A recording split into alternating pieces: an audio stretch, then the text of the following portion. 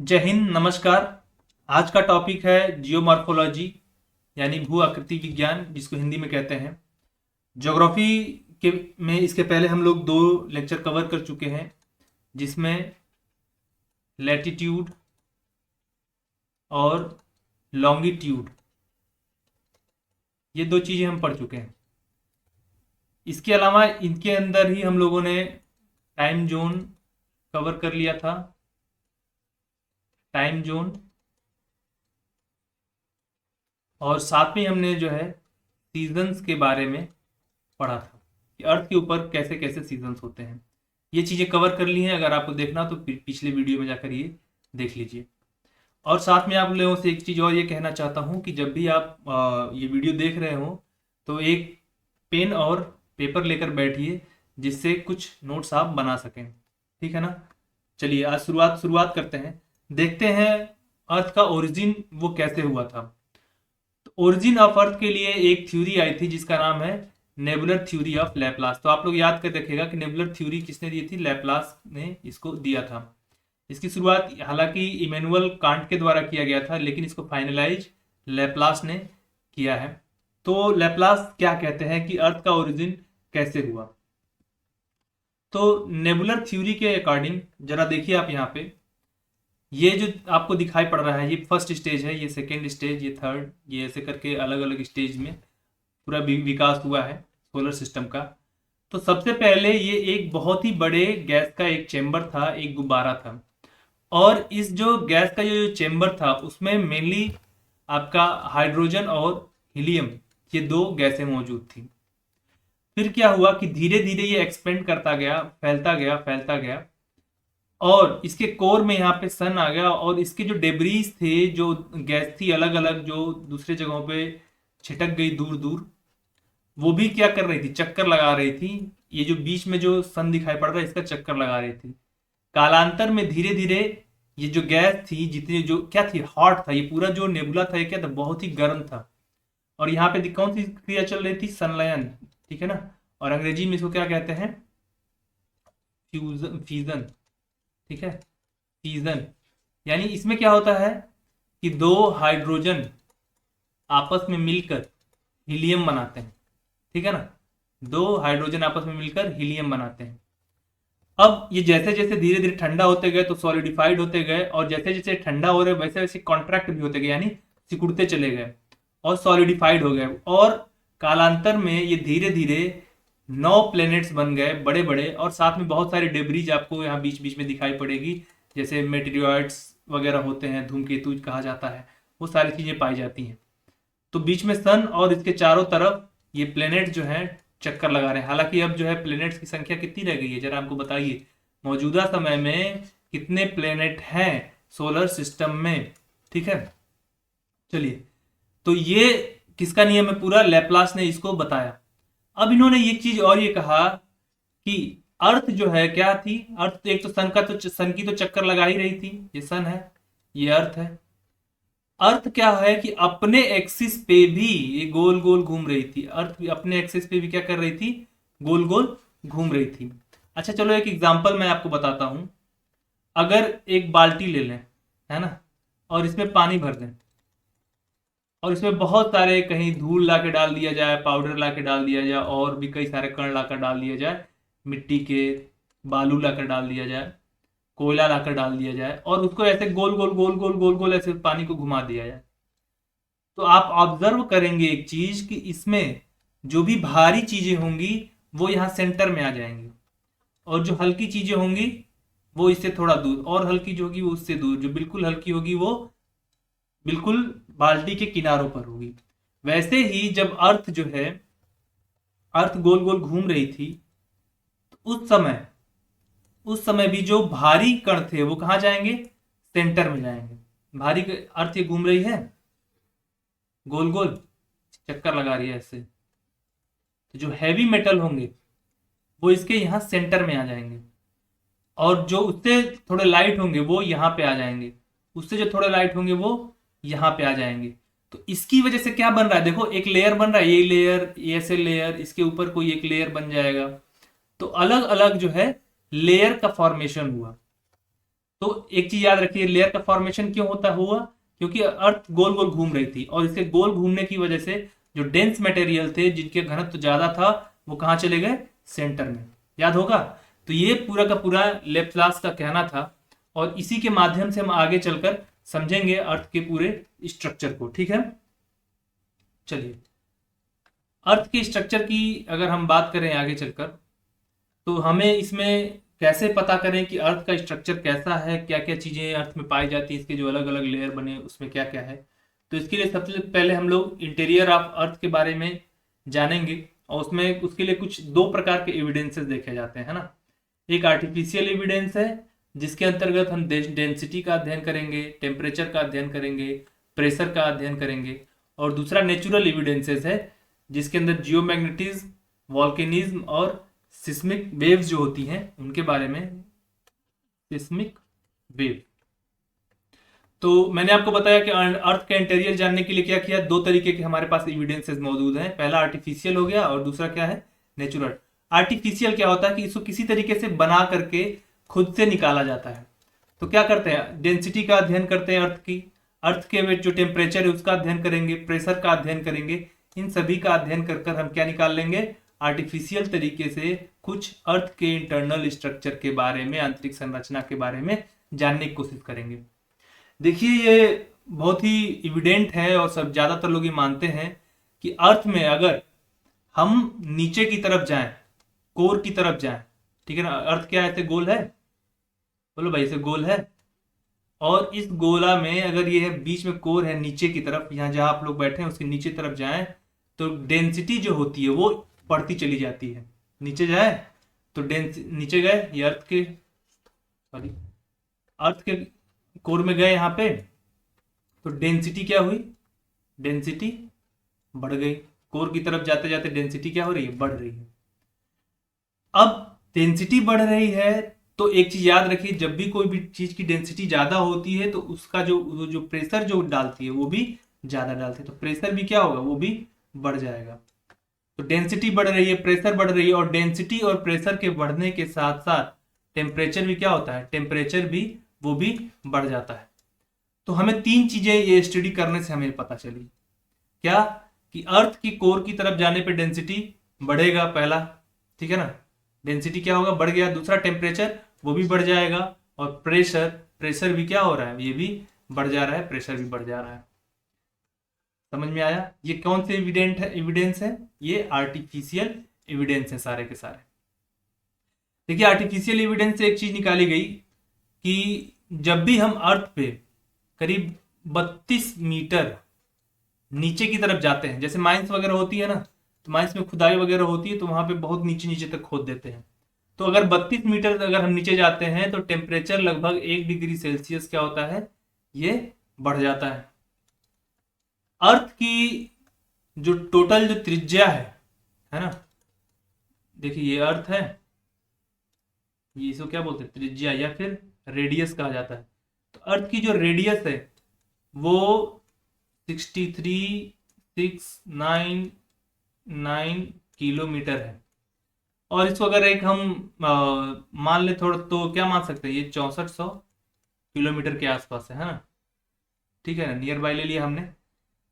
तो अगर इससे तुलना करें, इतना अगर 32 मीटर करने पर 1 डिग्री सेल्सियस बढ़ रहा है, तो अगर 6400 किलोमीटर अगर हम नीचे जाएं तो टेम्परेचर कितना बढ़ जा रहा है, लगभग 2 लाख हो जाता है, जो कि बहुत ज्यादा है। इसलिए जो ये आर्टिफिशियल एविडेंसेस हैं उतने ज्यादा कारगर नहीं साबित होते हैं। देखो, क्योंकि ये अगर ये 2 लाख डिग्री सेल्सियस हो गया तो मैग्नेटिज्म पाया ही नहीं जाएगा, क्योंकि इतने ज्यादा टेम्परेचर के ऊपर मैग्नेटिज्म नहीं पाया जाता है, ठीक है ना। मैग्नेटिज्म के लिए अगर मैग्नेटिज्म के लिए ज्यादा टेम्परेचर 6000 डिग्री सेल्सियस के आसपास होना चाहिए, इससे पे मैग्नेटिज्म पाया जाएगा। इससे ये पता चल जाता है कि जो कोर है, कोर का टेम्परेचर कितना होगा, लगभग 6000 डिग्री सेल्सियस के आसपास होना चाहिए। तो क्या है, 5500 से 6000 डिग्री सेल्सियस के आसपास। लेकिन ये आर्टिफिशियल जो था ये क्या बता रहा था कि ये तो 2 लाख होना चाहिए, है ना। तो 2 लाख पे तो मैग्नेटिज्म पाया ही नहीं जाएगा, तो ये ज्यादा कारगर नहीं हुआ।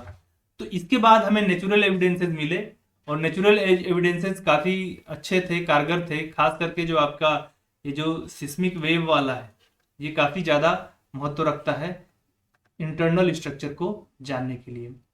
तो इसमें सबसे पहले थोड़ा जानेंगे मैग्नेटिज्म के बारे में, वॉल्केनिज्म के बारे में कैसे, और फिर आगे चलेंगे हम सिस्मिक वेव के बारे में। तो ठीक है, तो सबसे पहले आर्टिफिशियल एविडेंस, उसमें हमें जियोमैग्नेटिज्म के बारे में जानते हैं। देखिए अर्थ है, अर्थ पे कई सारे ऐसे मैग्नेटिक जो है फील्ड, ये मैग्नेटिक फील्ड बना हुआ है पूरा पूरा। तो अर्थ एक मैग्नेट की तरह एक्ट करती है ना। देखो ये इसका कारण क्या है, मैं आपको थोड़ा सा बता देता हूँ। अर्थ के कोर में, अर्थ का जो कोर है दो भागों में बांटा जाता है, इनर कोर और ये ऊपर आउटर कोर। आउटर कोर में लिक्विड पाया जाता है ना।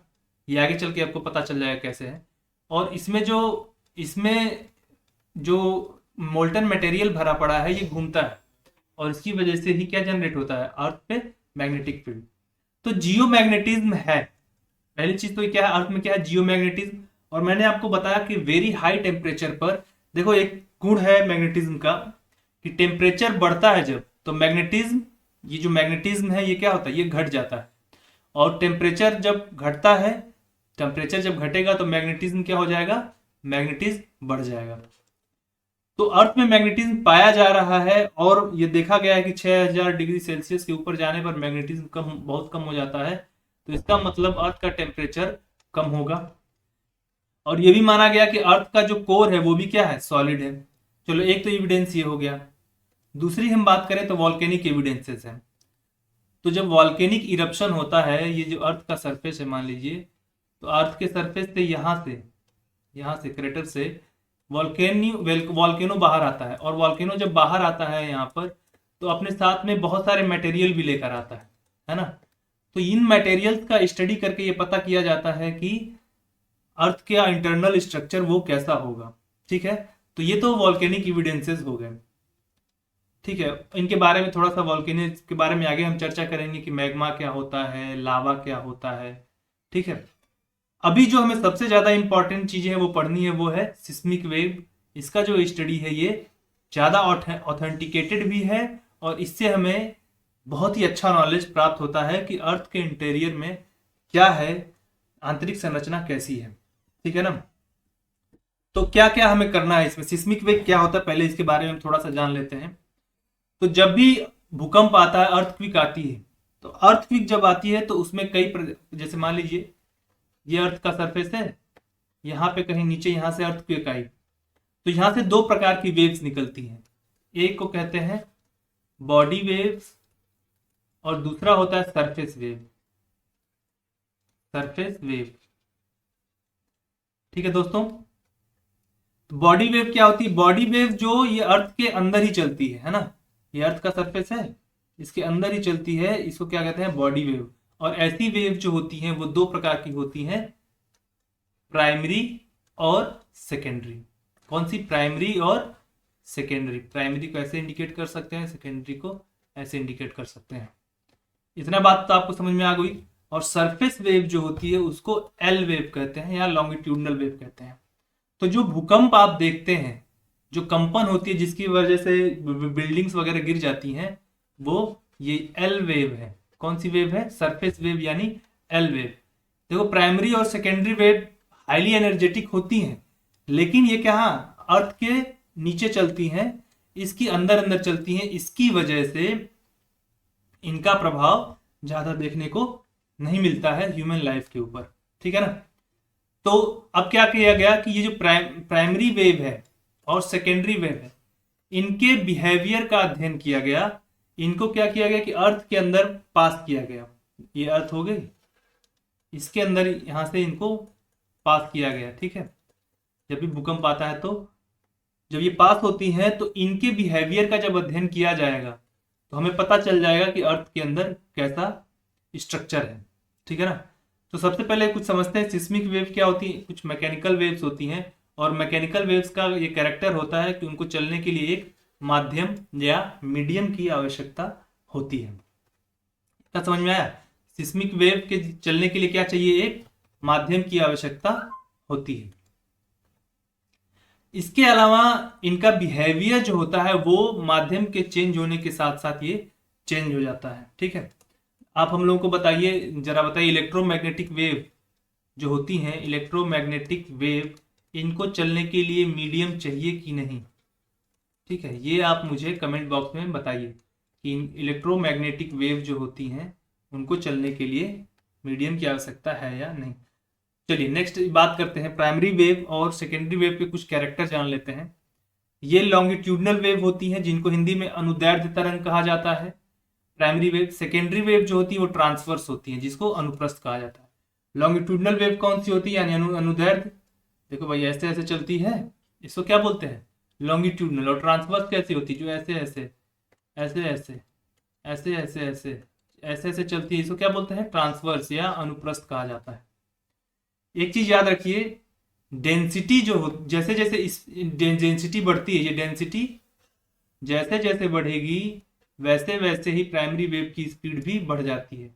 वैसे ही सेम आपके किस में है, सेकेंडरी वेव में, जैसे जैसे डेंसिटी बढ़ेगी स्पीड बढ़ जाएगी। तो डेंसिटी कैसे बढ़ती है तो बताओ।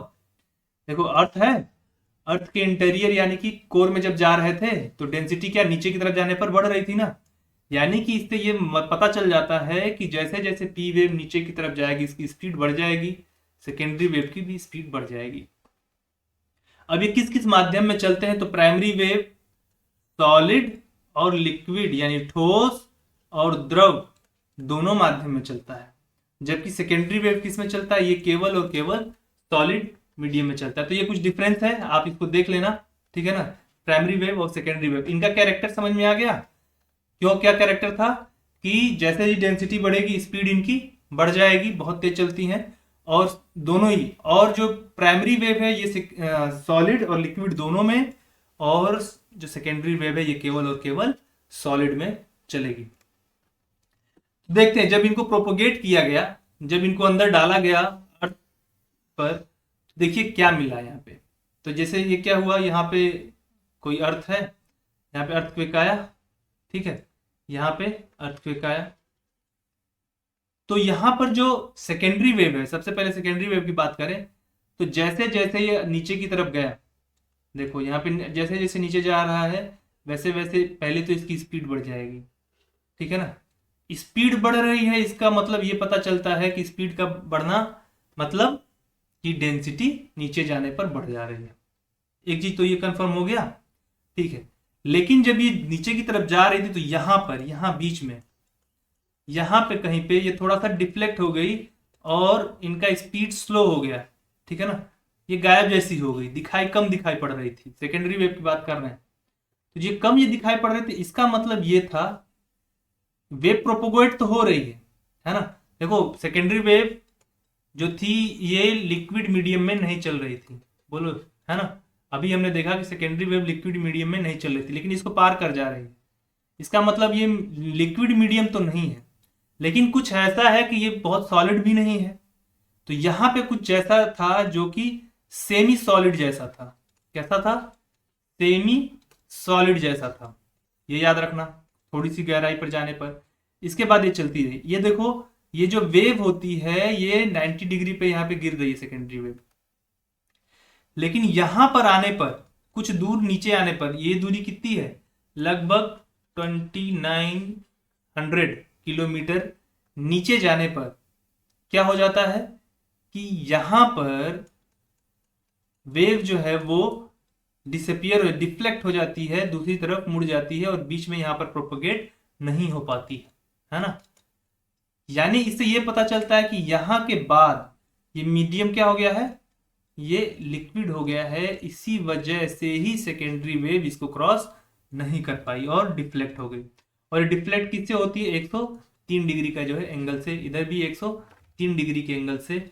और ये जो एरिया होता है 103 से 103 के बीच में लगभग एक, ये जो 154 डिग्री है, ये इसको क्या कहा जाता है, 54 डिग्री को एस वेव शैडो जोन, ठीक है ना, या इसको अर्थ क्विक शैडो जोन भी कहा जाता है, क्योंकि यहाँ पे कोई भी डायरेक्ट वेव रिसीव नहीं हो। तो क्या 103 से 103, इधर इधर 103, इधर 103, ठीक है ना। चलो अब जरा यहाँ पे बात करते हैं कि यहाँ पे शैडो जोन क्या है।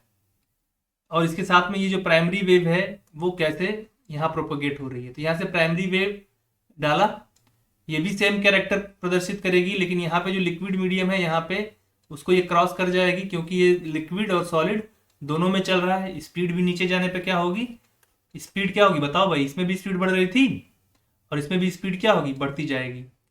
लेकिन यहां पर आने पर डिफ्लेक्शन होगा। तो मैंने बताया था ना, इनकी जो स्पीड है मीडियम चेंज होने के साथ साथ चेंज होता है। तो प्राइमरी वेव जो बहुत तेज चल रही थी, अचानक से क्या हुआ, इसका मीडियम जो है वो अचानक से ये स्लो हो जाता है। स्लो हो जाता है इसका मतलब देखो, यहाँ पे तो प्राइमरी सेकेंडरी वेव चली ही नहीं थी, लेकिन इसका मीडियम स्लो हो रहा है। इसका मतलब है कि यहाँ पे कौन सा माध्यम है, लिक्विड है कोई, और जैसे ये कोर में जाती है यहाँ पर, तो फिर से ये तेजी से चलने लगती है, और यहाँ पर फिर से क्या, वही आपका लिक्विड मीडियम है। यहाँ पे कोर, यहाँ पे क्या है, सॉलिड। ये क्या पता चला, यहाँ पे ये सॉलिड है, ये सॉलिड है, ठीक है। और इसका जो शैडो जोन है यहाँ से 103 से लेकर 142, क्योंकि देखो इसको क्रॉस कर जा रही है ना कोर को, और क्रॉस करके यहाँ पे ये चल रही है पूरा यहाँ से यहाँ तक। तो इसका याद रखना, शैडो जोन 103 से 142 के बीच में है प्राइमरी वेव का, ठीक। इतनी सारी चीजें बताइए आपको। अब जरा एक चीज इसका सार समझो, क्या क्या हमें पता चला। यहाँ पे हमको देखो एक चीज तो क्या है कि स्पीड बढ़ रही थी, तो यानी कि नीचे जाने पर डेंसिटी बढ़ रही है। यहाँ पे हमें पता चला कि कुछ सेमी सॉलिड है, कुछ सेमी सॉलिड है। पता चला कि ये सब पूरा का पूरा माध्यम क्या है, ये सॉलिड है। कोर में हमें आने पर ये पता चला, यहाँ पे जो आउटर कोर था ये लिक्विड है, क्या है, लिक्विड है। और जो ये इनर कोर है ये कैसा था, ये सॉलिड था। ये सारी बातें हमें पता चली, क्या था, इनर कोर सॉलिड। ये सारी बातें हमें पता चल गई प्राइमरी और सेकेंडरी वेव दोनों को जब हमने प्रोपोगेट किया। तो ये शैडो जोन जरा याद कर लेना, ठीक है ना, रट्टा मार लेना भाई, ठीक है। चलो, ये सब के पता चलने के बाद कुछ कंक्लूजन हम निकाल सकते हैं यहां से, ठीक है ना। और उन कंक्लूजन के हिसाब से हम अर्थ का इंटरनल स्ट्रक्चर देखेंगे क्या क्या है, ठीक है। तो सबसे पहले समझते हैं, अर्थ को 3 भागों में बांटा जाता है। कितने भागों में, 3 भागों में। सबसे पहले क्या, क्रस्ट, ठीक है। दूसरा भाग क्या है, मेंटल, और तीसरा भाग जो है वो है आपका कोर। इनको भी 2-2 भागों में बांटा जाता है, ठीक है ना। क्या, कौन सा, अपर क्रस्ट, ये इनर क्रस्ट, मेंटल, ठीक है ना। अपर क्रस्ट या फिर लोअर क्रस्ट इसको बोलते हैं, सॉरी, लोअर क्रस्ट। मेंटल को भी 2 भागों में बांटा जाएगा, ठीक है ना। अपर मेंटल और इधर लोअर मेंटल। कोर को 2 भागों में बांटा जाएगा, आउटर कोर और यहां पर इनर कोर। ये पूरा पूरा ये ऐसे भागों में इसको बांटा जाएगा। जरा इसको ध्यान से अब यहां पे समझने की आप कोशिश करिए। ये देखो, ये आपका कॉन्टिनेंट है जहां पे आप रहते हो, ये पूरा पूरा ये जो हिस्सा दिखाई पड़ रहा है, ठीक है ना। 2 भागों में 3, ये देखो यहां से और यहां तक का जो हिस्सा था ये क्या है, क्रस्ट। यहां पे यहां से यहां तक का हिस्सा है क्रस्ट, यहां से लेकर और पूरा यहां तक ये आपका मेंटल है, ठीक है ना, यहां तक मेंटल। इसके बाद मेंटल से आपका यहां से नीचे बिल्कुल यहां तक आएंगे तो लगभग 64,000 किलोमीटर आप चल लेंगे, यहां तक आपको मिलता है कोर। इतना समझ में आया। तो ये तीनों को, अब ये जो क्रस्ट था इसको 2 भागों में हमने बांट दिया था ना, कौन सा, आउटर और इनर। मेंटल को भी 2 भागों में, आउटर और sorry upper and lower. Mental को भी 2 भागों में बांट दिया था और कोर को भी 2 भागों में बांट दिया था। तो जरा हम सबसे पहले तो इनका नेचर समझते हैं कि ये सॉलिड है, लिक्विड है, क्या है। तो यहां जो आपका क्रस्ट है, क्रस्ट पूरी तरीके से क्या है, ये सॉलिड है। क्रस्ट क्या है, सॉलिड। मेंटल क्या है, मेंटल में बीच में यहां पर बीच में थोड़ा सा एस्थेनोस्फीयर है ना। आप जरा याद करो, इसके पहले मैंने बताया था कि बीच में थोड़ा नीचे जाने पर कोई एक ऐसी जगह थी जो क्या है, सेमी सॉलिड। तो सेमी सॉलिड वाला जो एरिया है, ये जो सेमी सॉलिड वाला जो एरिया है, इसी को क्या कहा जाता है, इसको एस्थेनोस्फीयर कहा जाता है। ये क्या है, सेमी सॉलिड। ठीक है, ये सेमी सॉलिड हो गया। ये एरिया क्या है, ये सॉलिड है। फिर से कोर का ये जो ऊपर वाला हिस्सा है, इसको कहा जाता है, ये लिक्विड है। क्या है, लिक्विड। और ये नीचे वाला जो बिल्कुल कोर वाला है, इनर कोर, ये कैसा है, ये सॉलिड। बोलो भाई, याद होगा? ठीक है। अब इसके बारे में थोड़ा सा डेंसिटी के बारे में इसको देखें कि क्या है, डेंसिटी कैसे है। तो देखो, अपर ये जो क्रस्ट है, अपर क्रस्ट कैसे कैसे मिलकर बना हुआ है, केवल कॉन्टिनेंट का ही नहीं बना हुआ है, इसमें कॉन्टिनेंट के साथ साथ ओशियन भी है। ओशियन का जो बॉटम है वो भी क्या है, वो भी क्रस्ट ही में है, ठीक है ना। और उसके नीचे आते हैं यहां तक, जब जब यहाँ पर बॉटम के नीचे जब आते हैं तो यहाँ पर जब मेंटल स्टार्ट हो जाता है, और यहाँ पर क्या होता है कि सडन टेम्परेचर राइज होता है।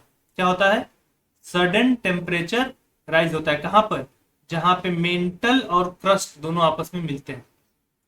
तो याद रखो, मेंटल और क्रस्ट जहां पर आपस में मिलते हैं, मेंटल और क्रस्ट जहां पर आपस में मिलते हैं, वहां पे अचानक से टेम्परेचर राइज होता है। उसी को कहा जाता है मोहो डिसकंटिन्यूटी। क्या बोलते हैं, मोहो डिसकंटिन्यूटी कहा जाता है, मोहो असततता। ठीक है। अब इसके नीचे जैसे ही आएंगे थोड़ा सा नीचे, तो यहाँ पर एक सेमी सॉलिड जोन मिलता है, जिसको हम लोग क्या बोलते हैं, एस्थेनोस्फीयर। एस्थेनोस्फीयर क्या है, पार्शियली मोल्टेन है।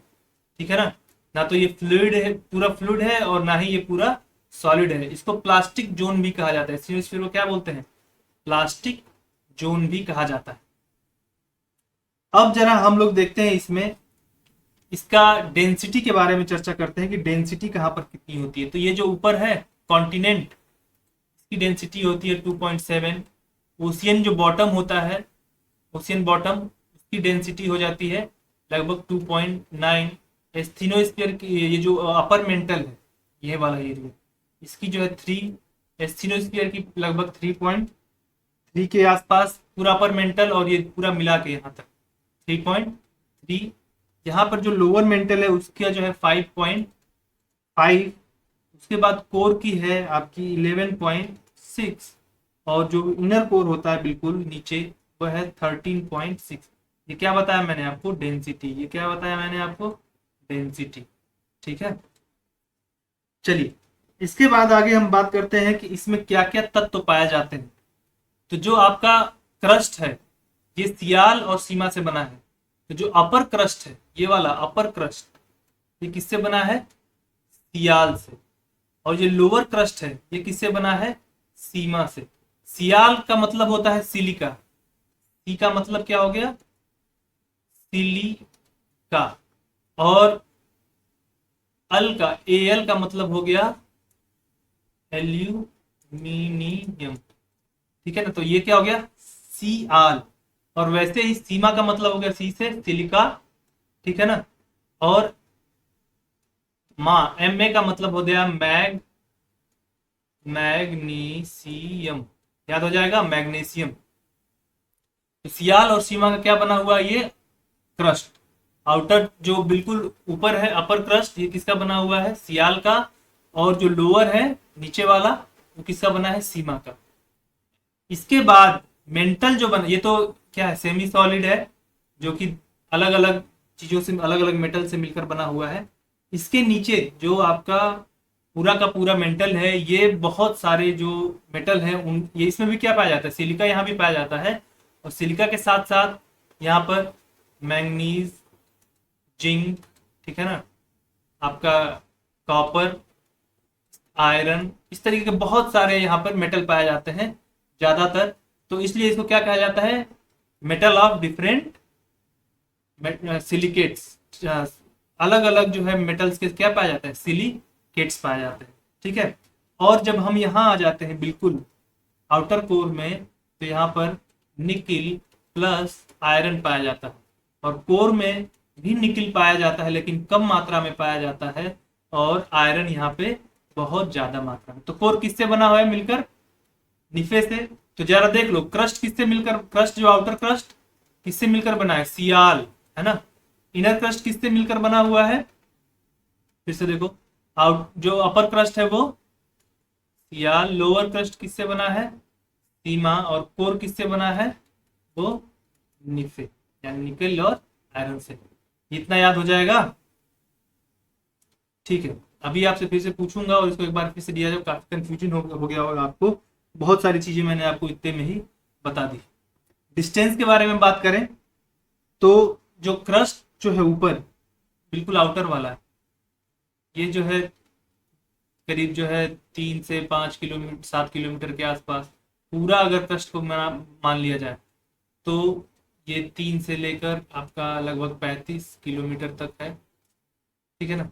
इसके बाद नीचे यहाँ पर जाने पर एस्थेनोस्फीयर है, लगभग ये 100 किलोमीटर डिस्टेंस पर एस्थेनोस्फीयर पाया जाता है। एस्थेनोस्फीयर के बाद, एस्थेनोस्फीयर लगभग 250 किलोमीटर चौड़ा होता है ना, 250 किलोमीटर चौड़ा है। इसके बाद जो है यहाँ पर, ठीक है ना, जो आपका पूरा मेंटल आपको दिखाई पड़ रहा है, मेंटल जो है वो करीब करीब, जो आपका अपर मेंटल वो 700 किलोमीटर तक है। 700 किलोमीटर से लेके करीब 2900 किलोमीटर तक जो है आपका जो है लोअर मेंटल है। 2900 से लेकर 5155 आप कह सकते हैं, 5155 किलोमीटर तक जो है आपका ये दोनोम के बीच में ये आउटर कोर, और यहां से लेकर लगभग 6371 इतना किलोमीटर तक क्या पाया जाता है? आपका अर्थ का कोर। इसको आप लमसम 6400 भी कह सकते हैं, ठीक है। इसको याद रख लो एक बार तो ज्यादा अच्छा है, ठीक। ये तो डिस्टेंस हो गया, कितने कितनी गहराई पर क्या क्या चीजें पाई जाती हैं, ठीक है। तो सबसे पहले आपको ये भी याद रखना, कभी कभी ये भी पूछ देता है कि ऊपर से नीचे इसको अरेंज कर दो। एक चीज है यहाँ पे, लिथोस्फीयर क्या होता है ना। लिथोस्फीयर किसको कहते हैं? लिथोस्फीयर यानी स्थल मंडल हिंदी में कहा जाता है, ये लिथोस्फीयर। लिथोस्फीयर किससे किससे मिलकर बना है? तो ये पूरा क्रस्ट, क्रस्ट में दो चीजें आ गई ना, अपर एंड लोअर। और अपर मेंटल का जो अपर पार्ट है, ये देखो ये मेंटल यहां तक है। अपर मेंटल का जो ये अपर पार्ट है, ये पूरा का पूरा यहां तक मिलकर क्या बना हुआ है? लिथोस्फीयर, अपर मेंटल, ठीक है ना। Upper part of upper mantle, ये समझ में आ गया? चलो, ये तो पूरा का पूरा मैंने आपको सार बता दिया। ये एक बार फिर से आपको मैं रिवाइज करा देता हूं, ठीक है ना। क्रस्ट जो है, क्रस्ट कैसे मिलकर बना हुआ है? ये सॉलिड है, दो चीजों से मिलकर बना हुआ है, सियाल और सीमा। ये जो है अपर क्रस्ट, ये लोअर क्रस्ट। इसके बाद आता है एस्थेनोस्फीयर, ठीक है ना, करीब 100 किलोमीटर के डिस्टेंस पे, ठीक, 100 किलोमीटर डिस्टेंस पे ये पाया जाता है। जरा आपको एक चीज और मैं पीछे बता दूं,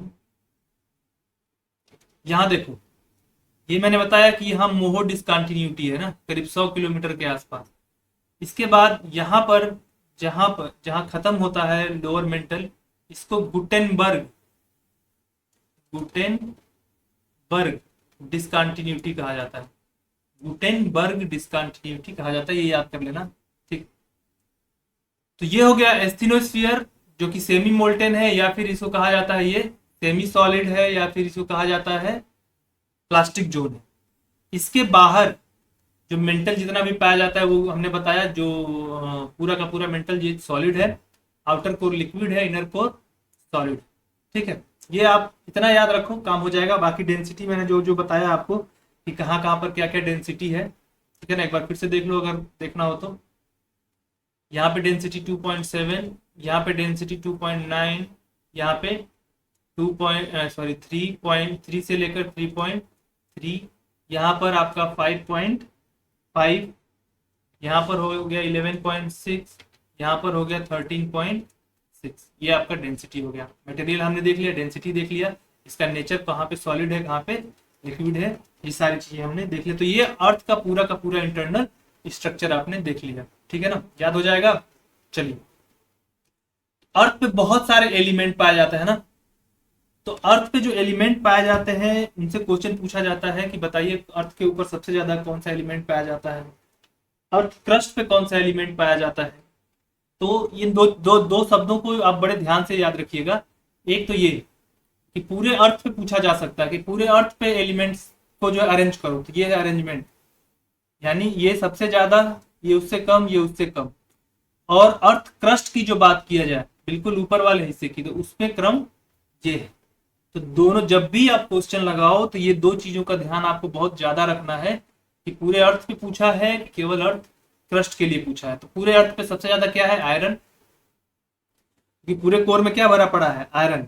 दूसरे पे ऑक्सीजन, ऑक्सीजन देखो सारे कंपाउंडों से मिलकर ये बहुत ज्यादा एक कंपोनेंट्स बनाता है, कंपाउंड्स बनाता है।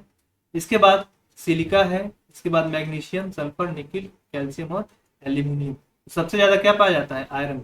और देखा जाए तो एल्यूमिनियम यहाँ पे तो काफी कम है।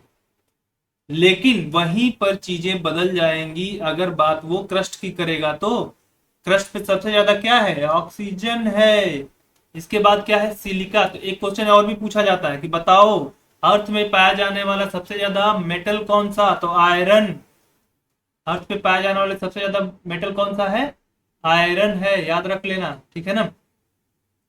अर्थ क्रस्ट पे सबसे ज्यादा पाया जाने वाला एलिमेंट, ये ऑक्सीजन मेटल नहीं है, क्या है, एलिमेंट पूछेगा तो क्या लगाएंगे, ऑक्सीजन, ठीक है ना।